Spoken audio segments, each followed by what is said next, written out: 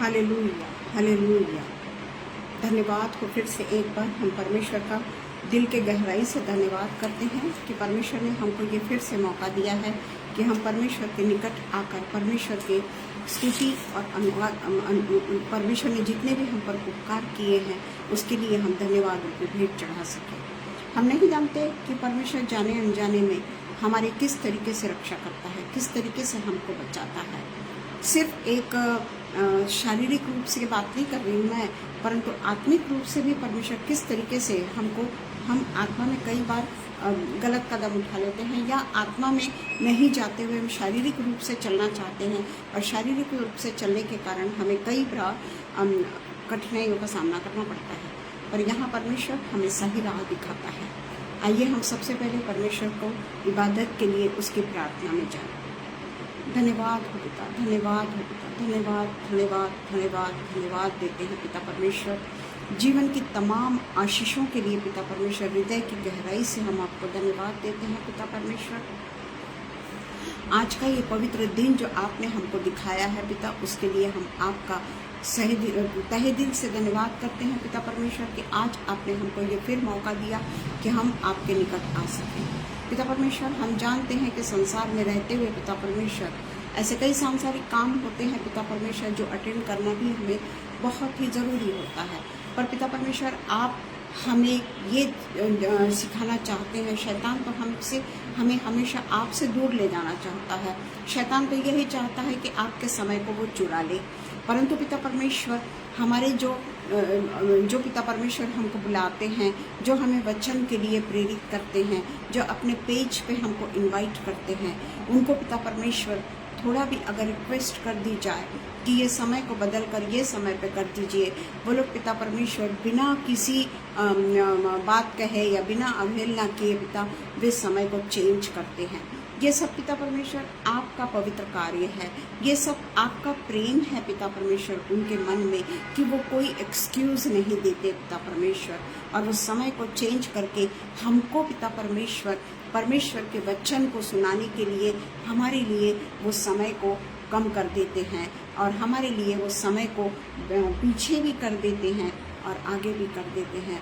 ये उन्हीं का प्रेम है पिता, जो आपका प्रेम उनमें पिता परमेश्वर डाला गया है। वही प्रेम पिता परमेश्वर वो अपने लोगों से करते हैं और उनके अनुसार पिता परमेश्वर वो हर एक काम करने के लिए तैयार होते हैं। उनके लिए पिता परमेश्वर हम उन्हें बहुत बहुत बहुत परमेश्वर के नाम से धन्यवाद देते हैं और परमेश्वर आपसे प्रार्थना करते हैं कि ऐसी कई आशीषें उनके ऊपर बरसा पिता परमेश्वर। उन्हें पिता परमेश्वर आत्मिक रूप से और आगे लेके जाओ पिता परमेश्वर।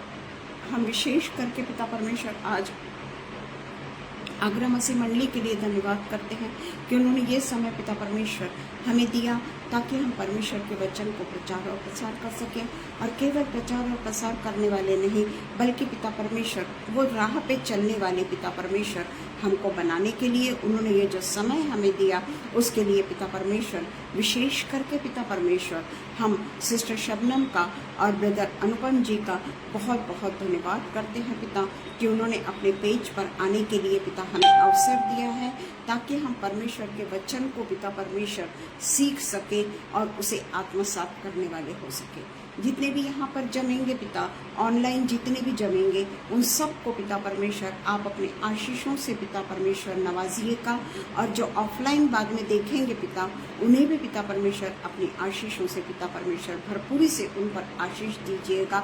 और विशेष करके हम ये प्रार्थना करते हैं कि आपका जो पवित्र वचन है वो ऐसे लोगों तक जाने पाए पिता परमेश्वर जिन्होंने ये वचन को अभी तक गहराई से नहीं सुना या जो जानते ही नहीं कि ये वचन सत्य है और जीवन है और उनके लिए सत्य का मार्ग तैयार करने वाला है। उन तक पिता परमेश्वर ये वचन पहुंचने वाला हो और आपके पवित्र आत्मा के द्वारा पिता परमेश्वर वे लोग ये वचन की गहराई को समझने वाले हो सके और पूरे तरीके से मन पिराकर पिता आपके वचन को पिता परमेश्वर पूरे तरीके से मानकर आपको पिता परमेश्वर अपना पिता परमेश्वर परमेश्वर माने, यह हम आपसे विशेष प्रार्थना करते हैं।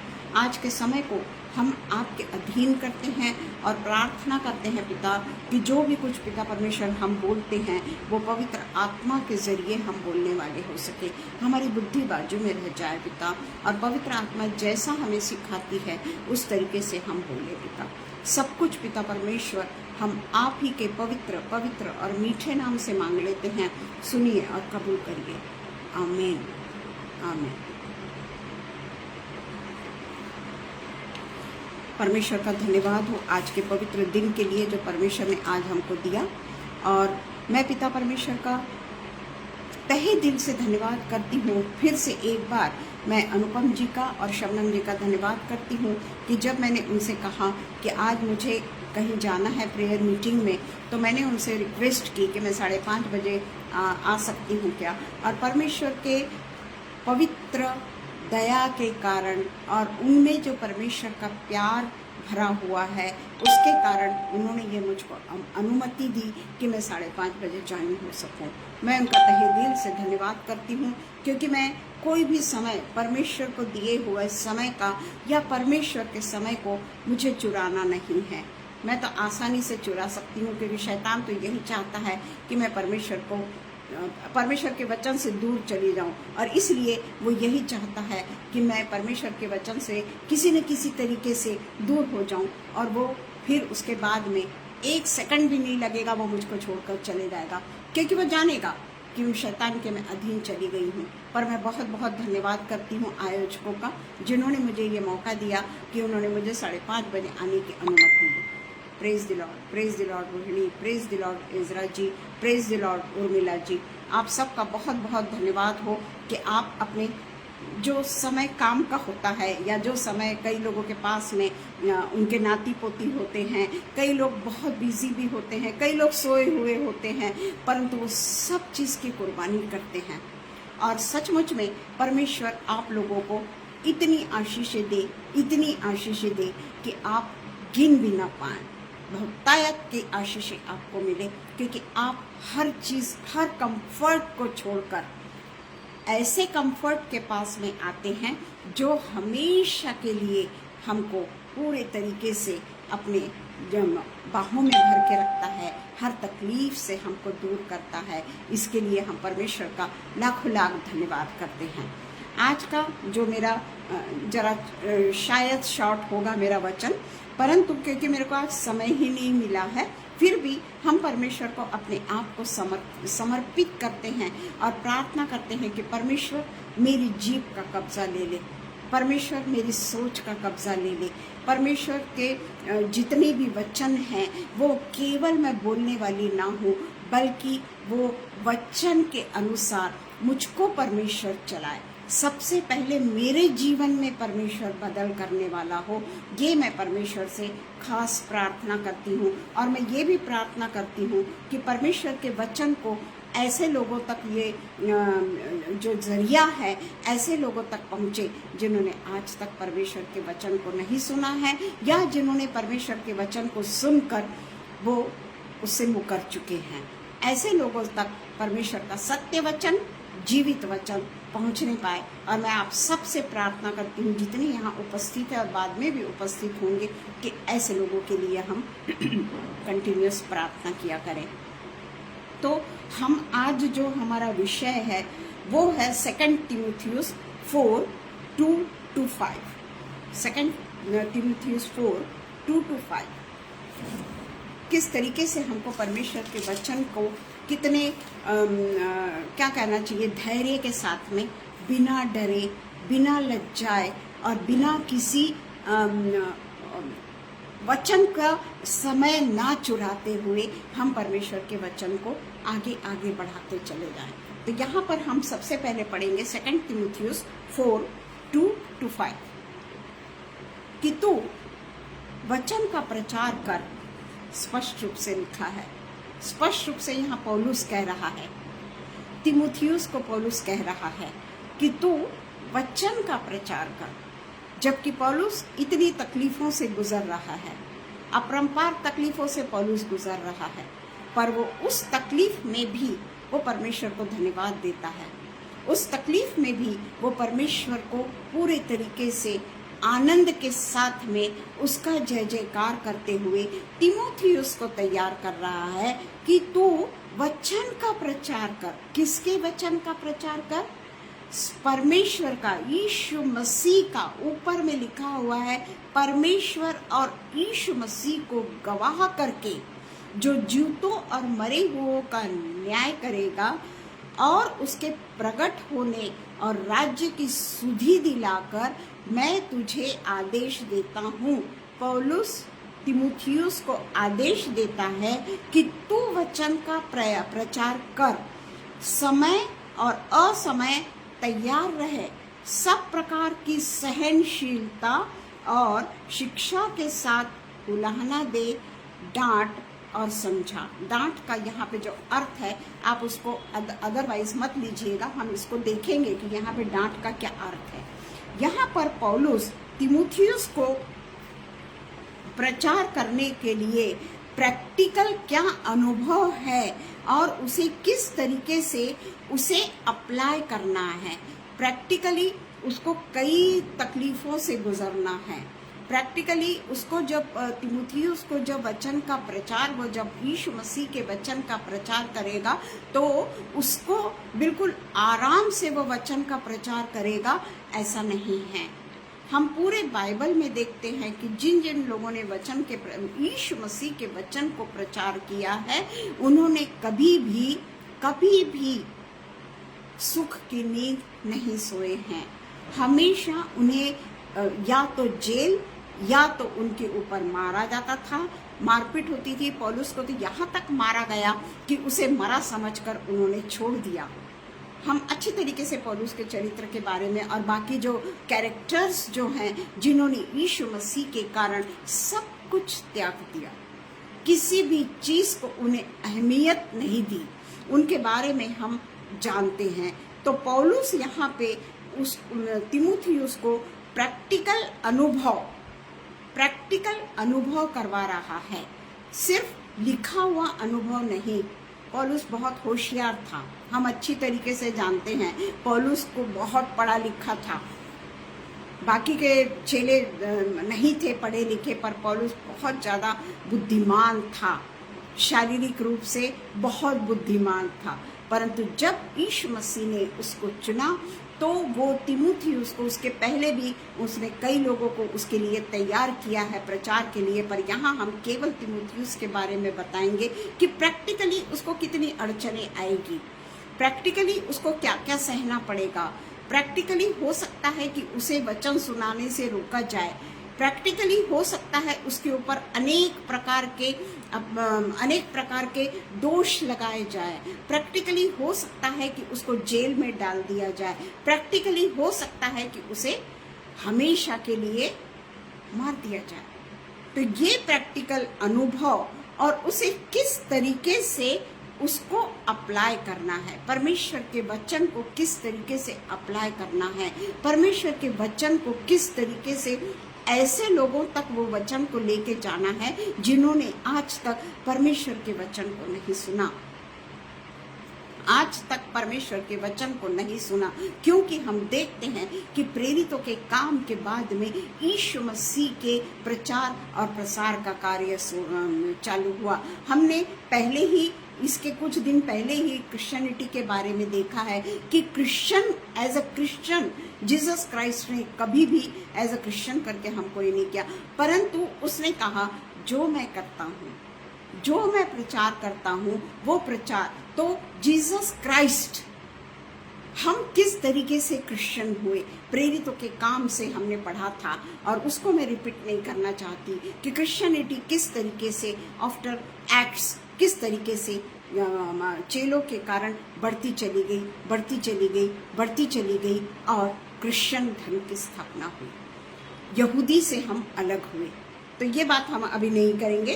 तो इसके बारे में वो पौलुस कहता है कि सारे लोगों के पास में जाकर तू यीशु मसीह के नाम का प्रचार और प्रसार कर, प्रैक्टिकली, छिप के नहीं, प्रैक्टिकली लोगों के सामने उपस्थित होकर तो यीशु मसीह के नाम का प्रचार और प्रसार कर, उसे बताता है कि किस तरीके से तेरे को उसको अप्लाई करना है। और पौलुस तीमुथियुस से कहता है कि चाहे जैसी भी परिस्थिति हो, वो जानता है तीमुथियुस को, वो ये बता रहा है कि परिस्थिति अनुरूप नहीं होगी, अनुकूल परिस्थिति तेरी नहीं होगी। तुझे प्रतिकूल परिस्थिति में यीशु मसीह के नाम का प्रचार और प्रसार करना है। क्या हम इस स्टेज से गुजरे हैं? क्या आप कोई भी, हम जितने भी यहाँ पर बैठे हैं, इसमें इस स्टेज से ये हो सकता है कि कई लोग गुजर रहे होंगे, है ना। हम पर जो महाराष्ट्र में हैं वो काफी खुशनसीब है, कहना चाहिए कि ये प्रकार अभी तक हमारे महाराष्ट्र में नहीं हुआ है। पर हम उत्तर प्रदेश हो गया, मध्य प्रदेश हो गया, छत्तीसगढ़ हो गया, कहाँ पर नहीं है प्रभु के लोगों को सताओ, है ना। परंतु जब पौलुस और तीमुथियुस भी जब इस समय थे, उस समय क्रिश्चियनिटी का जबरदस्त विरोध था। रोमन्स जो थे वो कभी नहीं चाहते थे कि क्रिश्चियनिटी पनपे, दूसरा धर्म भी ये नहीं चाहता था। जो सच्चाई को बखान करता है, हम हमेशा आज के जीवन में भी हम देखते हैं कि जो सच्चाई का बखान करता है, जो सच्चाई को लेकर चलता है, जो कभी भी गलत कार्य नहीं करना चाहता, गलत बातें नहीं सोचना चाहता, आज भी उसके जीवन में अनगिनत तकलीफें आती है, वो सक्सेसफुल नहीं हो पाता। क्योंकि जो क्षेत्र में वो रहता है, जो जगह पे वो रहता है, वहाँ पर कई बार हमको दोहरा कार्य करना पड़ता है। पर यहाँ पे सीधा सीधा पौलुस तीमुथियुस से कहता है कि चाहे जैसी भी परिस्थिति हो, चाहे जैसा भी समय हो, चाहे तुझ पर कितनी भी विपत्तियां क्यों ना आए, चाहे तेरे साथ में कितना भी बुरा क्यों ना हो, चाहे तेरे पे कितने भी उपद्रव क्यों ना हो, चाहे तुझे लोग कितना क्यों ना सताए, चाहे लोग तुझे जेल में क्यों ना डाल दे। जेल उस समय की हमने कई बार इसका वर्णन कर चुके हैं कि आज तो भी जेल की स्थिति काफी मानवतावादी हो गई है, पर उस समय ऐसा नहीं था। तो हम देखते हैं कि चाहे कितने भी कुछ भी हो जाए और कई लोग तुझ पे ये तोहमत लगाए कि तू गलत शिक्षा दे रहा है, तू झूठी शिक्षा दे रहा है, इस तरीके से अनेक विपत्तियां आए, जो तू परमेश्वर यीशु मसीह के नाम का प्रचार और प्रसार करेगा, जो तू क्रिश्चियन जीसस क्राइस्ट के बारे में जो तू बताएगा, लोग उसे नहीं पचा सकेंगे, क्योंकि तू सत्य को बताएगा, तू सही मार्ग को बताएगा, तू हमेशा का जीवन देने वाले को प्रकट करेगा। तो कोई भी व्यक्ति ये चीज को एक्सेप्ट नहीं करता, आज भी एक्सेप्ट नहीं करते। हम देखते हैं क्रिश्चियनिटी बहुत, हालांकि कन्वर्शन होता है, कन्वर्ट हो रहे हैं, मैं ऐसा नहीं कहती, परंतु वे जो भी उनको फायदे मिलते होंगे, जो भी होगा, तो वे अपने आप को क्रिश्चियन करके नहीं कहते। उनका आज भी गजेट में जो होता है, वो जो ओरिजिनल वो लोग कास्ट के होंगे, वो कास्ट वो लोग मेंशन करते हैं, परंतु वो लोग हमसे ज़्यादा प्रचार करने वाले, हमसे ज़्यादा कठिनाइयों में रहने वाले, हमसे ज़्यादा गरीब और हमसे ज़्यादा तकलीफ में परमेश्वर के भवन में आते हैं। मैं मेरे चर्च में भी देखती हूँ, हमारे चर्च में जनरली एक क्लास के लोग हैं, परंतु हमारे भी चर्च में ऐसे भी लोग हैं जो कठिन परिस्थितियों को झेलते हुए, मैं ये नहीं कहूँगी कि वो गरीब है, क्योंकि वे हमसे ज़्यादा अमीर हैं, जिन्होंने परमेश्वर को पहन लिया है, जिन्होंने परमेश्वर के लिए तकलीफ़ों को सहन करने के लिए वो तैयार है, चाहे धूप हो, कठिन ठंड हो, गर्म हो। अभी तो हमारे यहाँ समर शुरू होने वाला है, तो चाहे कोई भी परिस्थिति क्यों ना हो, वो परमेश्वर के भवन में आना नहीं छोड़ते।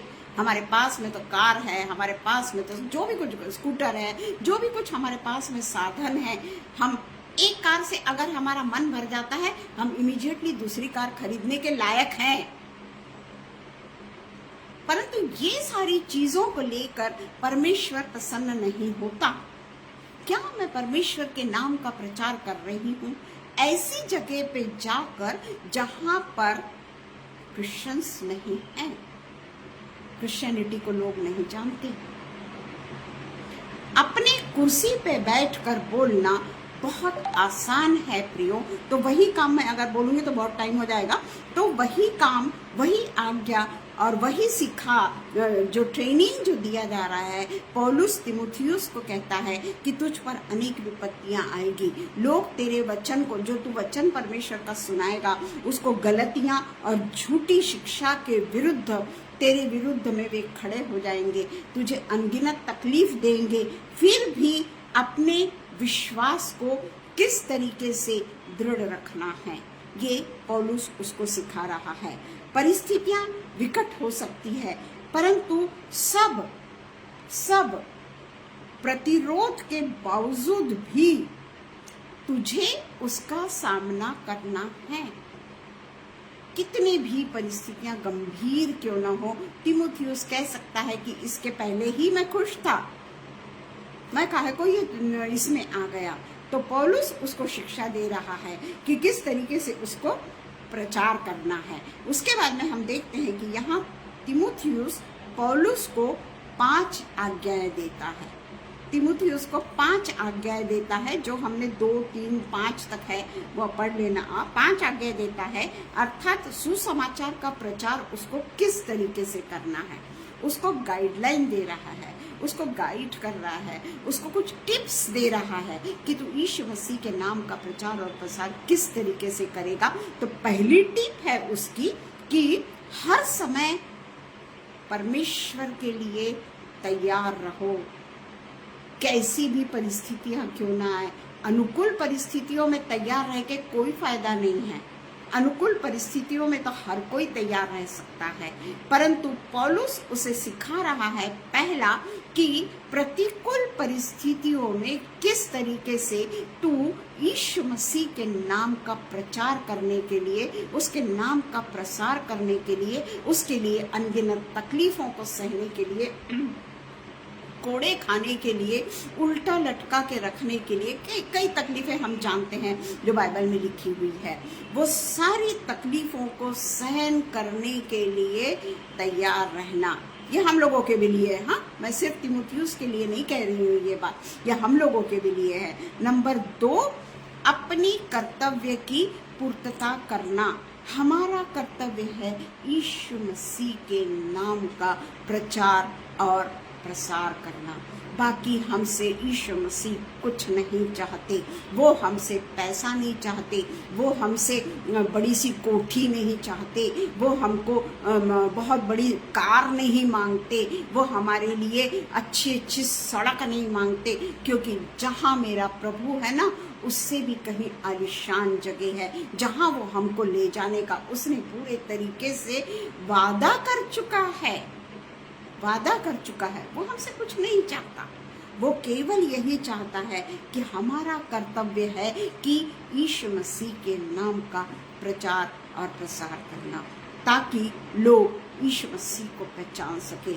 इसकी हमको पूर्तता करना जरूरी है। ये तिमुथियुस को पौलुस बता रहा है, जो हमारे लिए भी है। नंबर 3 है सुधारो उनको जो परमेश्वर के मार्ग से भटके हुए हैं। हो सकता है पहले वो परमेश्वर के पास में आते होंगे, यीशु मसीह को जानते होंगे, परंतु वे बाद में मार्ग से भटक गए। तो ऐसे लोगों को हमको फिर से मार्ग में लाना है। उधर जैसे उड़ाऊ पुत्र, उसका जो दृष्टांत है वो प्रभु यीशु मसीह को दर्शाता है कि किस तरीके से परमेश्वर यीशु मसीह अपने वो खोए हुए पुत्र की रास्ता देखता है और उसको सुधारने, किस तरीके से उसको एहसास होता है कि मैं बिगड़ा हुआ हूँ, और वो सुधारने के लिए यीशु मसीह उसको अपने पास में लेकर आते हैं। और वो उस समय ये सोचकर वो पुत्र आता है कि मैं मेरे पिता से कहूँगा कि लगे तो तू मुझे एक नौकर की तरह रख, जो नौकर खाते हैं वो मुझे दे, पर तू अपने आप मुझको शरण दे। और हम अच्छी तरीके से जानते हैं कि उसके पिता ने उसको क्या जगह दी। तो इस तरीके से हमको लोगों को सुधारना है। हम भी कई ऐसे हमारे लोग होते हैं जो भटक जाते हैं। हम कहते हैं जाने दो, हम क्यों बोलें, अगर हम बोलेंगे तो हम पे सारी विपत्ति आ जाएगी, उसके जो लोग होंगे वो आके हमको मारेंगे, वो आकर हमसे झगड़ा करेंगे, हमारे बच्चे हैं, हमारा घर है, हमारा ये है, हमारा वो है। क्या सुधार रहे हैं हम? अपने लोगों को सुधार के कोई फायदा नहीं। जैसे मैं अभी बैठ के जो बोल रही हूँ, अपने ही लोगों को बोल रही हूँ, क्या मतलब है?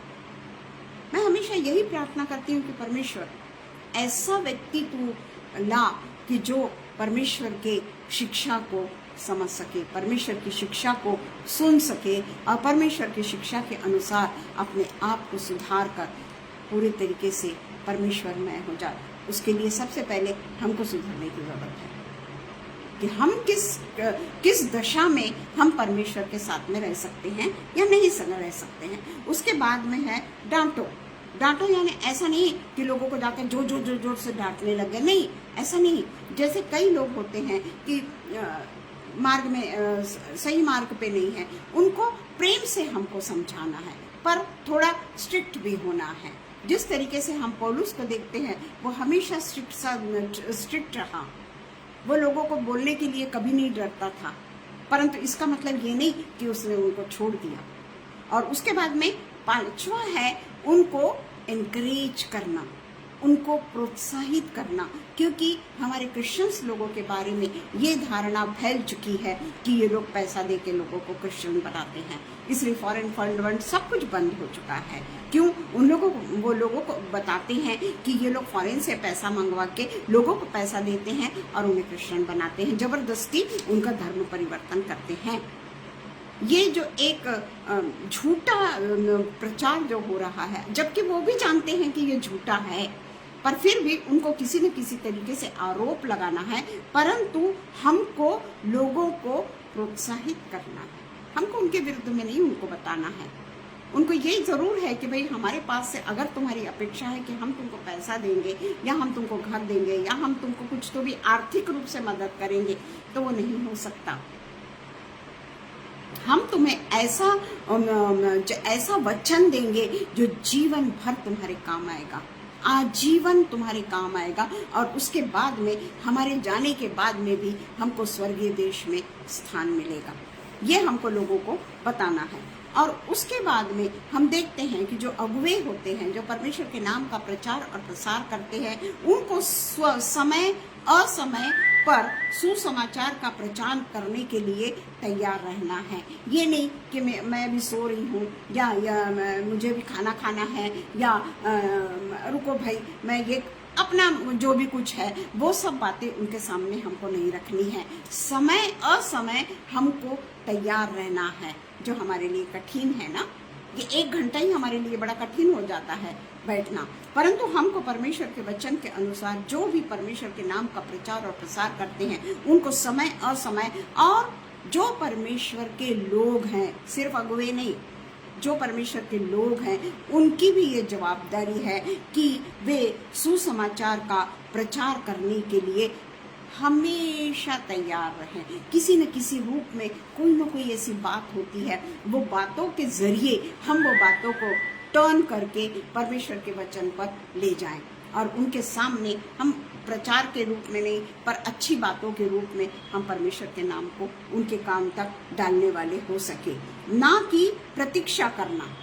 ये प्रतीक्षा मत करिए कि उचित अवसर कब आएगा, हम उचित अवसर पर ये काम करेंगे, बल्कि हमको जो समय मिला है वही उचित समय होता है। चाहे सुसमाचार बांटने के लिए कठिनाई और असुविधाजनक परिस्थिति होने के बावजूद भी हमको तैयार रहना है। जब मैं बैठ के बातें करती हूँ परमेश्वर की, मैं कठिनाई में नहीं रहती, मेरे पास में कोई असुविधाजनक परिस्थिति नहीं रहती। मैं बहुत ही कंफर्टेबली मेरे घर में बैठकर, गर्मी आ गई है फैन लगाकर, ठंडी आ गई है हीटर लगाकर, कोई मुझे तकलीफ नहीं है, कोई मुझे तकलीफ नहीं है। और वो इसमें मैं परमेश्वर के नाम का प्रचार कर रही हूँ। पर यहाँ पे स्पष्ट शब्दों में पौलुस कहता है कि उचित अवसर की तलाश कर, चाहे वो उचित अवसर हमारे लिए अनुचित समय है। हो सकता है उस समय मैं कुछ अलग काम कर रही हूँ या पैसा कमाने का काम कर रही हूँ। मैं बोलूँगी परमेश्वर 1 घंटा रुक जा, 1 घंटा मेरे को बिजनेस करने दे, मैं ये 1 घंटा खत्म होने के बाद में मैं जाती हूँ तेरे नाम का प्रचार और प्रसार करने। पर वो परमेश्वर कहता है कि समय असमय सुसमाचार का हमको असुविधाजनक परिस्थिति होने के बावजूद भी कंटिन्यूस तैयार रखना है अपने को। जागते रहो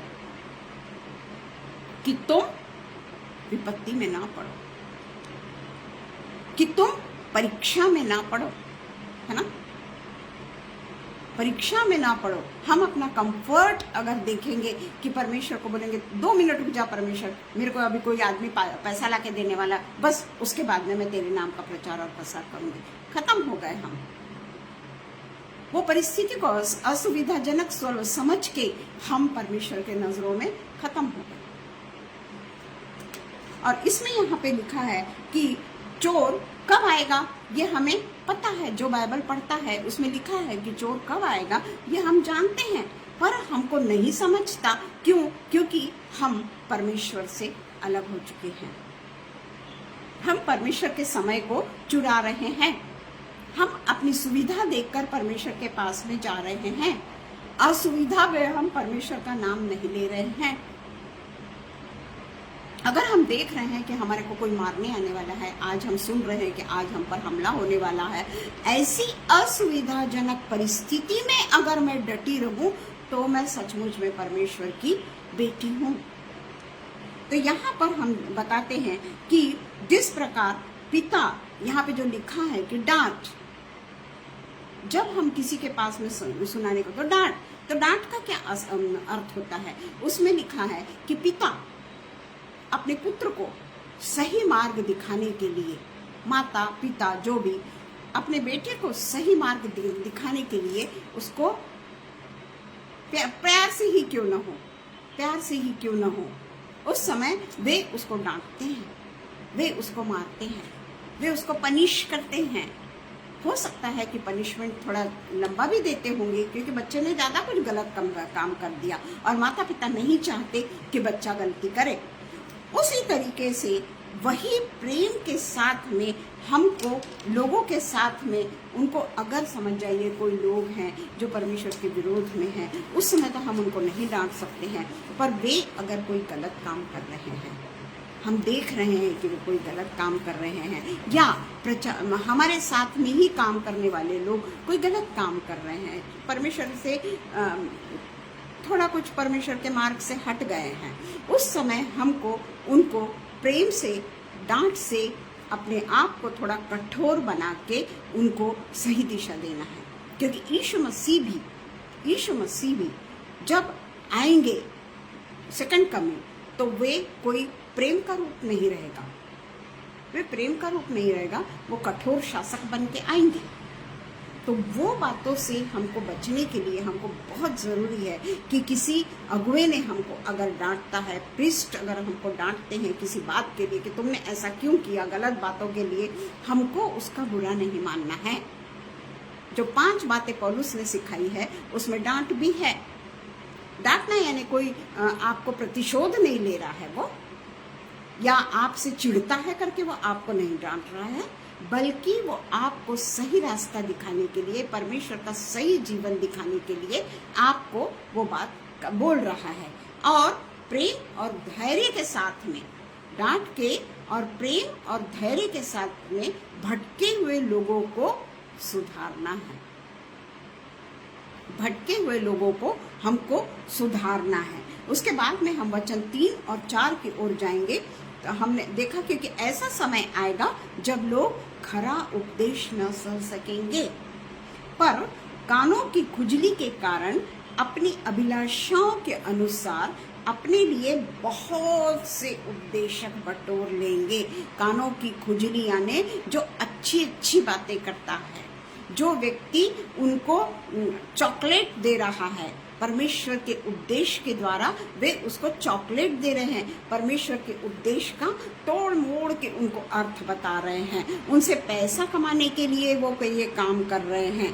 तो ये जो काम है 3 और 4 में यहाँ पर पौलुस केवल तीमुथियुस को ये बात नहीं कह रहा है, बल्कि सारे अगुए, सारे प्रचारकों को और हम जैसे लोगों को जो प्रचार नहीं कर रहे हैं या चर्च में जाने वाले लोग हैं और प्रचार नहीं कर रहे हैं, पर हम में दूसरी गिफ्ट है ना, कोई दूसरी गिफ्ट है, हम सब के लिए ये वचन जो है, जो पौलुस जो कह रहा है, वो सब हम सबों के लिए है। तीमुथियुस केवल एक तीमुथियुस उस समय है, पर आज ये सारी की सारी बातें हम लोगों पे लागू होती है।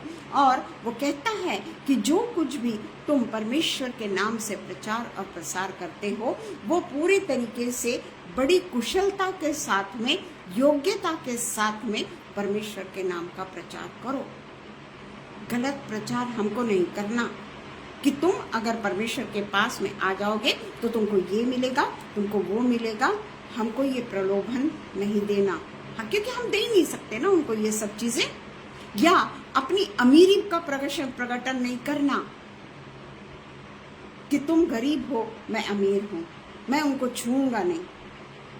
मेरे से बड़े लोग या मेरे से भी हमारे ओहदे के लोग जो है या हमसे बड़े ओहदे के लोग हैं, उनको हम बहुत ही प्रेम बताते हैं, परंतु यहाँ पे लिखा है कि जब हम परमेश्वर के नाम का प्रचार और प्रसार करते हैं, उस समय बहुत ही कुशलता के साथ में और योग्यता के साथ में हमको उनके सामने जाना है, उनके दुख में हमको दुखी होना है, उनकी पीड़ा में हमको उनके लिए प्रार्थना करना है। जिस तरीके से हम बड़े लोगों के सिर पे हाथ रख के, बड़े लोगों को गले लगकर हम उनके लिए प्रार्थना करते हैं, वही प्रार्थना हमको उन लोगों के भी लिए करना है। कोई भेदभाव नहीं, कोई कटुता नहीं, कोई कपट नहीं। तो इस तरीके से, क्योंकि समय आएगा, स्पष्ट रूप से है, क्योंकि समय आएगा कि लोग सत्य को ग्रहण नहीं करेंगे। समय आ चुका है, ये लोग सत्य को ग्रहण नहीं करते। सत्य कौन है? यीशु मसीह। वे सत्य को ग्रहण नहीं करना चाहते क्योंकि उनके कान में खुजली होती है। वे नहीं चाहते कि हम लोग सत्य को ग्रहण, ऐसा समय आएगा कि वो ग्रहण नहीं करेंगे। जिस तरीके से 1 तीमुथियुस 4:1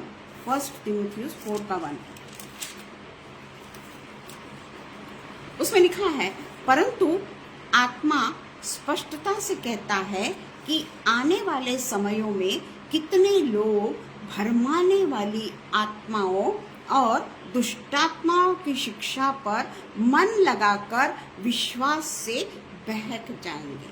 क्योंकि वो जो बातें हैं, वो जो भरमाने वाली बातें हैं, वो मनुष्य को अच्छी लगती है।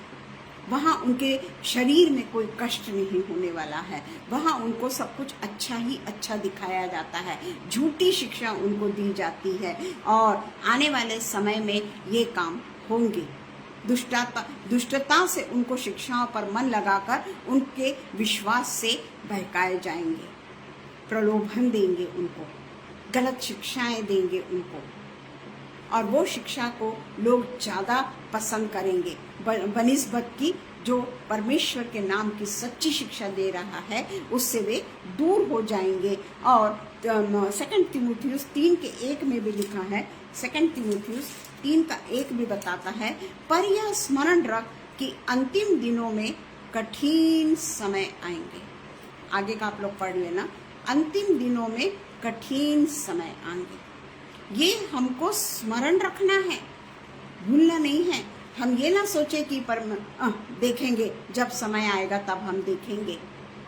अभी तो हम लोगों को एंजॉय करने दो, जब समय आएगा तब हम देखेंगे। अब तो हम कुर्सी पे बैठने दो, अब तो हमको अच्छे बड़े चर्च में जाने दो, अब तो हमको बड़े लोगों के बीच में बैठने दो। जब आएगा समय तब का तब देखा जाएगा। हम समझेंगे, हमको समझ में भी नहीं आएगा कि 5 कुंवारियां किस तरीके से नष्ट हो गई, क्योंकि वो समय को नहीं पहचानती थी, वो समय को नहीं जानती थी। तो इसलिए यहाँ पर ये कहा गया है कि हमको जो लोग अपनी पसंद की बातें कहेंगे, लोगों को अपनी पसंद की बातें ज़्यादा पसंद आती है, क्योंकि जिस तरीके से हमारी भी कई ऐसी पसंद होती है कि लोगों ने हमारे लिए ऐसा ऐसा बोलना चाहिए, लोगों ने बोलना चाहिए कि कितने धार्मिक है, लोगों ने बोलना चाहिए कि चर्च के लिए कितने जल्दी आ जाते हैं, लोगों ने ये बोलना चाहिए कि लोगों की कितनी सेवा करते हैं, लोगों ने बोलना चाहिए कि लोग कितना दान देती है। उनको कैसे मालूम? वो लोगों को कैसे मालूम कि आप बहुत दान देते हो? वो लोगों को कैसे मालूम कि आप जो पीड़ित है या जिनको जरूरत है आप उनकी मदद करते हो? उनको कैसे मालूम? ये है भरमाने वाली बातें जो हम अगर करते भी हैं, अगर हम करते भी हैं, परमेश्वर कहता है कि जो तेरा दाहिना हाथ करता है वो बाएं हाथ को ना पता पड़े। तो उनको कैसे मालूम? यानी तुमने बताया या तुमने जिसको भी देना होगा, आपने देखा होगा कि 4 लोग जब जमा होंगे तब मैं उसको दूंगी, ताकि उन 4 लोगों को पता पड़े, 4 लोग 8 को बताए, 8 लोग 16 को बताए। ये जो सब चीजें हैं ये भरमाने वाली आत्मा है, ये दुष्टता की आत्मा है, अपने आप को ऊंचा दिखाने वाली आत्मा है, जो परमेश्वर को पसंद नहीं।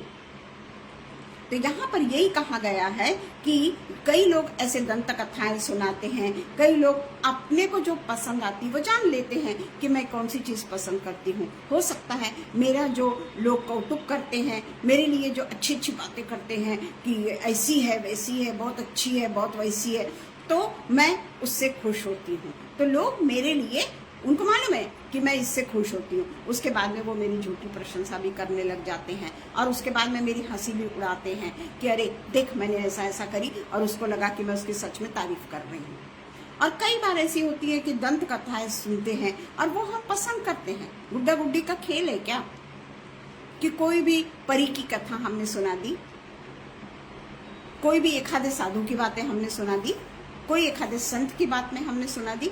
ये जो दंत कथाएं हैं ये जरूर सुखद लगती है, लुभावनी लगती है, बहुत सुखद लगती है, बहुत अच्छा लगता है ये कथाएं सुनना। हम बड़े आराम से, हमको नींद भी नहीं आती और हम वो कथाओं को सुनना पसंद करते हैं, क्योंकि वो लुभावनी है, क्योंकि वो सुखद है। उन्हें यह भी नहीं पता पड़ता कि वे कब सत्य से अलग हो गए, पता ही नहीं पड़ता, क्योंकि हम दंत कथाओं पर आधारित जीवन जी रहे हैं, काल्पनिक जीवन हम जी रहे हैं, और हम ये नहीं जानते कि वो समय जो है कब चला गया और कब हमारा यीशु मसीह, जिंदा यीशु मसीह आ गया और उसने उन लोगों को लेकर गया जो तैयार थे।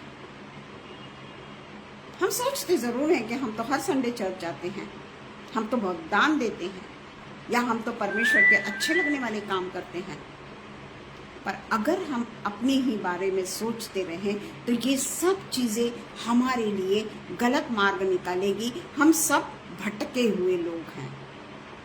कितना भी चर्च जाओ, फिर कितना भी दान दो, फिर चाहे लोगों को बताओ भी मत कि मैं इतना दान देती हूँ, परंतु अगर हम परमेश्वर के मार्ग से भटक जाते हैं तो हमारा कहीं पे भी कोई भी परमेश्वर के पास में जाने का रास्ता 5 कुंवारियों की तरह बंद हो जाएगा, और परमेश्वर हमसे कहेगा मैं तुझे नहीं पहचानता।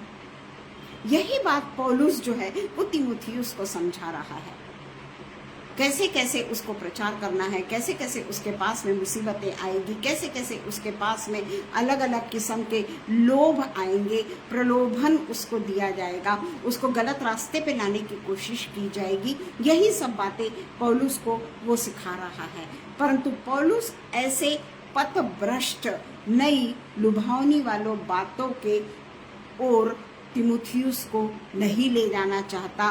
तीमुथियुस के मार्ग को पथभ्रष्ट वो नहीं करना चाहता, इसलिए वो बहुत सीधी सीधी और बहुत स्ट्रिक्ट बातें तीमुथियुस से कहता है। आप पढ़िएगा 2 1 तीमुथियुस, दोनों भी पढ़िएगा आप, कि किस तरीके से वो तीमुथियुस का आज्ञा देता है, किस तरीके से वो सिखाता है तीमुथियुस को। तीमुथियुस को ही नहीं, वो हमको भी सिखा रहा है। ये वचन जो है ये हमारे लिए है। हम नहीं जानते कि हमारा अंतिम समय कब है, या हम नहीं जानते कि आज अंतिम समय नहीं भी है, परंतु हम कहीं पथभ्रष्ट तो नहीं हो गए। लुभावनी बातों से, लोगों के बड़े बड़े लोगों से मिलने से हम पथभ्रष्ट तो नहीं हो गए। तो पौलुस जो कहता है, जो करने के लिए कहता है, केवल सत्य की शिक्षा ही को हमको ग्रहण करना है। और सत्य की शिक्षा को जब हम ग्रहण करते हैं, हमें अपरंपार कष्ट का सामना करना पड़ता है, क्योंकि वो सत्य है और सत्य लोगों को नहीं पसंद। सत्य उनके लिए कान में खुजली करता है, क्योंकि उससे उनको कुछ भी हासिल होने वाला नहीं, उनको कुछ भी मिलने वाला नहीं। इसलिए लोग सत्य को ग्रहण नहीं करना चाहते। और ये सत्य से जो सत्य को ग्रहण करना चाहता है, उन्हें अनेक कष्टों का सामना करना पड़ता है, अनेक विरोध को सहन करना पड़ता है। कई विरोध के अंडर में वो आ जाते हैं। उनका जो अच्छा रास्ता जो चल रहा था, अच्छा चौड़े रास्ते पे चल रहे थे वो, परंतु परमेश्वर के काम को करने के लिए, परमेश्वर को जिस तरीके से पौलुस तीमुथियुस के द्वारा हमको भी सिखा रहा है, वो चौड़ा मार्ग नहीं है, वो मार्ग चौड़ा नहीं है। वहां कार तो जाने दीजिए, साइकिल तक नहीं जाएगी। हम तो 4 चक्कों पे चलते हैं, वहां तो साइकिल भी नहीं जाएगी। इतना सकरा है वो मार्ग। और वो सकरे मार्ग पर चलने के लिए जिस तरीके से तीमुथियुस को वो सिखा रहा है, वही प्रभु आज हमको सिखा रहा है। हमारा परमेश्वर आज हमको सिखा रहा है। और हम देखते हैं कि हमारा विरोध करने के लिए बहुत लोग खड़े हो जाएंगे। हम कहेंगे कि ये पौलुस ये सब बातें तीमुथियुस को क्यों सिखा रहा है, क्यों सिखा रहा है? क्योंकि पौलुस ये जानता था कि अब उसका अंतिम समय निकट है। वो कहता है, मैं अच्छी कुश्ती लड़ चुका हूं। वो तैयार है परमेश्वर के पास में जाने के लिए। वो जानता है कि उसके ऊपर कितने विकट प्रसंग आने वाले हैं। वो जानता है कि उसकी मृत्यु कैसे होने वाली है, दर्दनाक मृत्यु किस तरीके से उसको सहन करनी है, वो जानता है। जब पौलुस की मृत्यु हुई, या जो जितने भी चेले हैं उन लोगों की जब मृत्यु हुई, तो क्या वे नहीं जानते थे कि उन्हें किस तरीके का कष्टों का सामना करना पड़ेगा? जानते थे, पर वे सकरे मार्ग पे ही चलते रहे। क्या पौलुस के पास में पैसा नहीं था? बहुत पैसा था। क्या पौलुस के पास में बुद्धि नहीं थी? अपरंपार बुद्धि थी। दुहेरी नागरिकत्व था उसके पास में।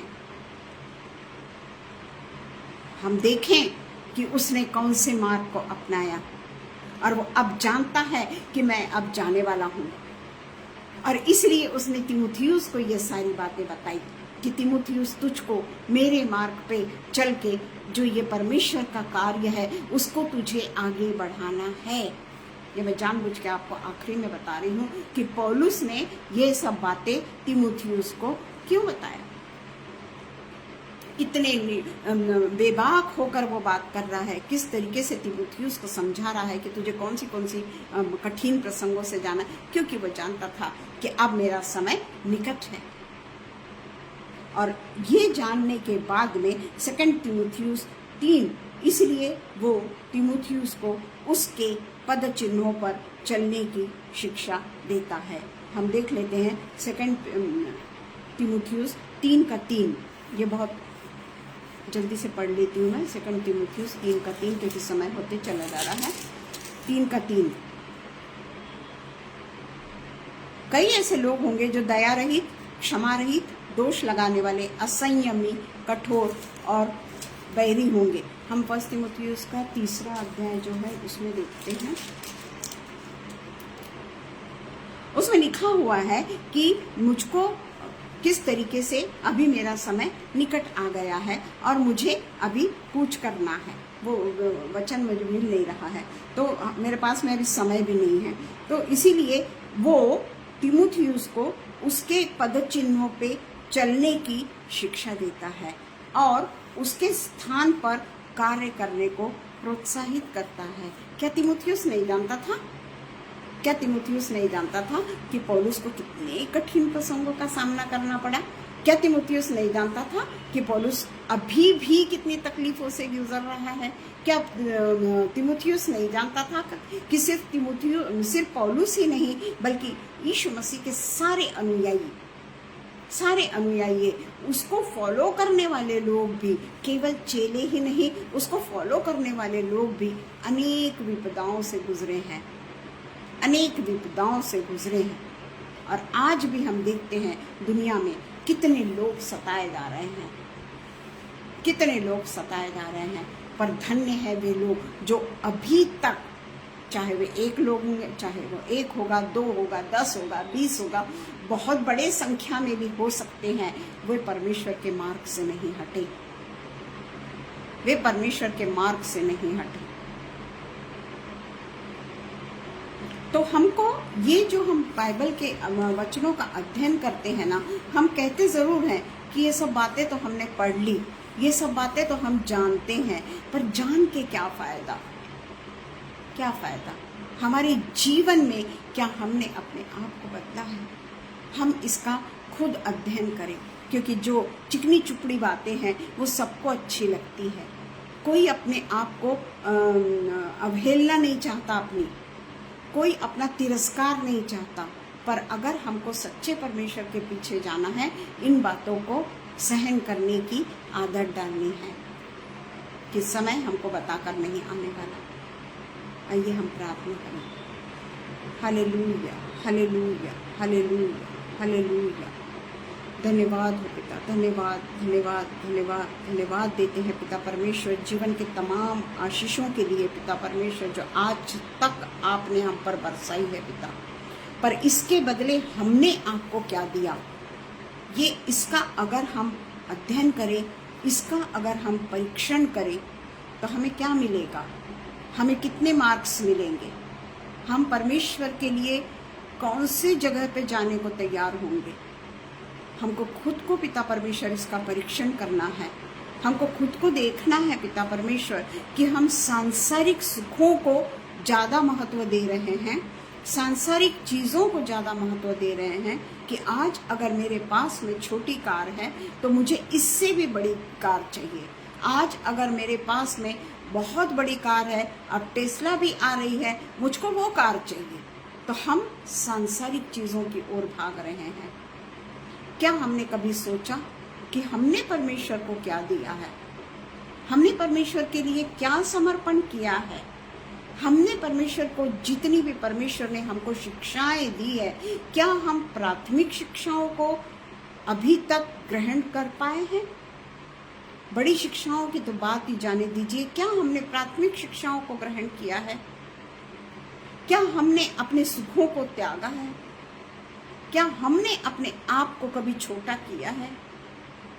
क्या हमने कभी अपने पास में जितनी भी सांसारिक चीजें हैं, कई ऐसी चीजें हैं जो हमारे लिए आवश्यक नहीं, वो हमारे पास में भरम बहुत ज्यादा है, परंतु हम उस चीजों को बांटना नहीं चाहते,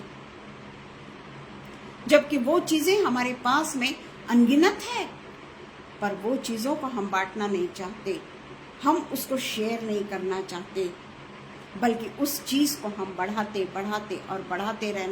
रखना चाहते हैं जो सांसारिक है। पर क्या परमेश्वर का एक वचन प्रेम, सबसे पहला शिक्षा प्रेम, क्या हम अपने शत्रुओं से प्रेम करते हैं? क्या हम अपने शत्रुओं के लिए प्रार्थना करते हैं? हम उन्हें गाली देते हैं, परंतु परमेश्वर सिखाता है उनके लिए प्रार्थना करो, उनके लिए मन लगा के प्रार्थना करो, ताकि वो टेढ़े मार्ग से चलने के लिए बच जाएं। वो अगर हमारे साथ में बुरा कर रहे हैं तो हमें उनके साथ में बुरा नहीं करना है, ये परमेश्वर हमें सिखाता है। क्या हमने अपने आप को बदला है?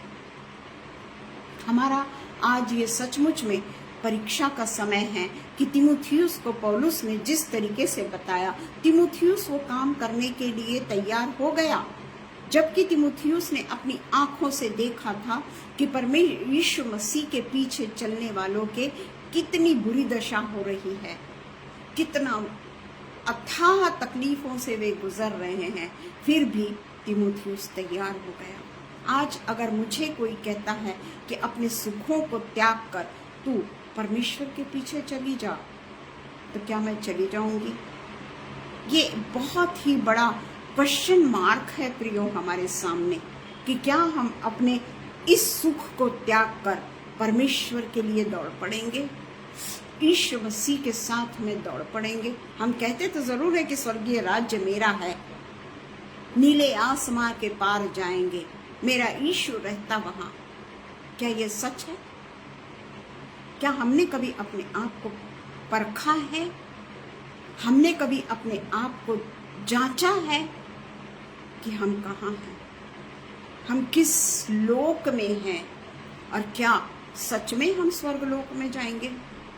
पिता परमेश्वर हमारी मन की आंखों को खोल, हमारे पिता परमेश्वर हमारे हृदय को पवित्र बना, हमारे हृदय में केवल और केवल आपका ही प्रचार और उस प्रचार के अनुसार हम करने वाले हों। ऐसा नहीं कि सिर्फ सुनने वाले हों, कहने वाले हों, ऐसा नहीं पिता, हम उसके अनुसार चलने वाले हों। जिस तरीके से पौलुस ने तीमुथियुस को राजी किया, उसी तरीके से पिता परमेश्वर आज हम भी राजी हों कि हम परमेश्वर के साथ में किस तरीके से हमको चलना है। पिता परमेश्वर, ये बात के लिए आज हम सब मिलकर आपसे कड़कड़ा के विनती करते हैं पिता परमेश्वर, कि हमें पिता परमेश्वर ऐसे मार्ग पर ले जा जो मार्ग आप तक जाता है। पिता परमेश्वर कठिन जरूर है, संकट से भरा हुआ है, बहुत कांटों से भरा हुआ है, पर पिता परमेश्वर आपका वचन अगर हम लेकर चलते हैं तो ये मार्ग हमारे लिए कभी भी कठिन नहीं होगा। पिता परमेश्वर हमें इन बातों के लिए समझ दे, इन बातों की बुद्धि दे, ताकि पिता परमेश्वर हम आपके पास आने के लिए अपने आप को तैयार करने वाले हो सके। आज के दिन के लिए मैं बहुत बहुत आपको धन्यवाद देती हूँ पिता, कि जितने भी पिता परमेश्वर ऑनलाइन उपस्थित होकर आपके वचन को सुन रहे हैं पिता, उन सब के हृदय को पिता परमेश्वर आपने पिता परमेश्वर छेदा है, और हर कोई पिता परमेश्वर ये पिता परमेश्वर रियलाइज करने पाए, अपना परीक्षण करने पाए। मुझे भी पिता परमेश्वर अपना परीक्षण करने के लिए चुन ले पिता परमेश्वर। और पिता परमेश्वर फिर से एक बार पिता परमेश्वर मैं आगरा मसीह मंडली को लिए आपको धन्यवाद देती हूँ कि उन्होंने पिता परमेश्वर ये समय हमें दिया कि हम उनके पेज पर आकर पिता परमेश्वर के वचन को समझ सके, पिता परमेश्वर के जगह को जान सके, पिता परमेश्वर के रास्ते को जान सके, और उसको पिता परमेश्वर अपनाना ये काम हमारा है पिता। हम फिर से एक बार पिता परमेश्वर अनुपम भैया और शबनम सिस्टर के लिए प्रार्थना करते हैं। उन्हें हर किस्म की आशीषों से आपने नवाजा है, और पिता परमेश्वर और भी ज़्यादा पिता परमेश्वर पवित्र आत्मा से पिता परमेश्वर उन्हें सरोबार कर। सब बातों के लिए हम आपको धन्यवाद देते हैं। जितने यहाँ जमे हैं उन सब को पिता परमेश्वर आपने आशीषित किया है। जो ऑफलाइन सुनेंगे उनको भी पिता परमेश्वर आप आशीषित करेंगे, उसके लिए हम आपका धन्यवाद करते हुए प्रार्थना यीशु मसीह के नाम से मांगते हैं। सुनिए और कबूल करिए। आमीन। Thank you everyone. Thank you Rohini. परमेश्वर का बहुत बहुत तुम्हें वरदान मिले, बहुत वरदान मिले, और परमेश्वर तुम्हारे साथ में सदैव है। जितने भी यहाँ पे हाजिर है उन सब के साथ में, और मेरे भी लिए हर कोई प्रार्थना करे। Thank you. Praise the Lord, praise the Lord.